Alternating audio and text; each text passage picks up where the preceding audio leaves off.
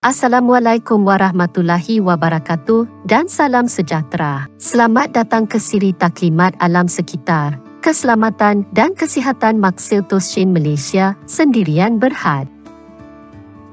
Objektif pembelajaran siri taklimat ini adalah untuk membolehkan peserta memahami metodologi pengendalian program, menghuraikan hubung kait manusia, pekerjaan, tempat kerja dan kemalangan, memahami dasar alam sekitar, keselamatan dan kesihatan majikan, memahami peruntukan penting Akta Keselamatan dan Kesihatan Pekerjaan 1994, memahami susun atau tempat kerja, menghuraikan pendekatan utama bagi mencegah kemalangan di tempat kerja, memahami keperluan bagi menjalankan pentaksiran risiko di tempat kerja, memahami metodologi bagi menentukan langkah kawalan risiko dan peralatan perlindungan diri,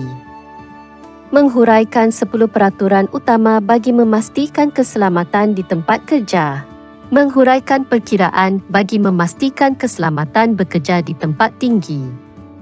menghuraikan perkiraan bagi penggunaan tangga secara selamat,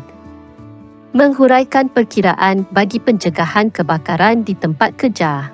menghuraikan perkiraan bagi pengurusan sisa di tempat kerja, dan menghuraikan perkiraan berkaitan persediaan dan tindak balas kecemasan di tempat kerja.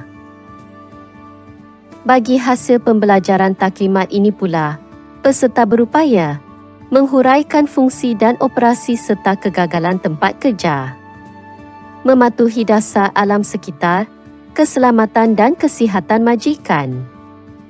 mematuhi peruntukan penting Akta Keselamatan dan Kesihatan Pekerjaan 1994, bergerak secara selamat selaras dengan susun atau tempat kerja, menerapkan pendekatan utama bagi mencegah kemalangan di tempat kerja,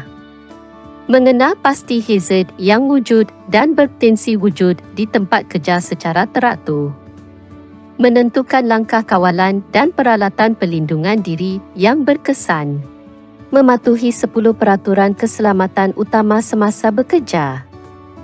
mematuhi perkiraan keselamatan untuk menjalankan kerja di tempat tinggi,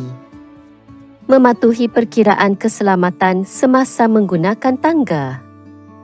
mematuhi perkiraan bagi pencegahan kebakaran di tempat kerja, mematuhi perkiraan bagi menguruskan sisa di tempat kerja dan bertindak dengan sewajarnya jika kecemasan berlaku di tempat kerja. Setelah menamatkan siri taklimat ini sepenuhnya dan memahami topik yang dibincangkan, peserta berupaya bekerja secara selamat dan tanpa risiko kepada kesihatan dan membantu majikan membangunkan budaya kerja selamat di tempat kerja. Topik-topik utama yang dibincangkan dalam siri taklimat ini merangkumi pengenalan tempat kerja dan kemalangan, dasar alam sekitar, keselamatan dan kesihatan, Akta Keselamatan dan Kesihatan Pekerjaan 1994, susun atau tempat kerja,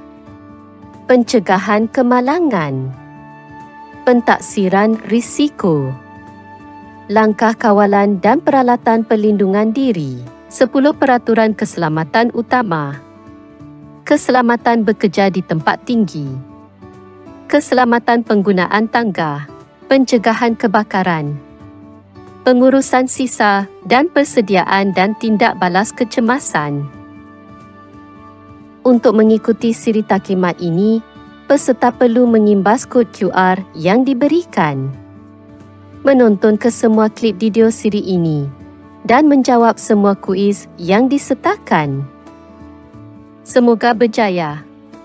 Terima kasih.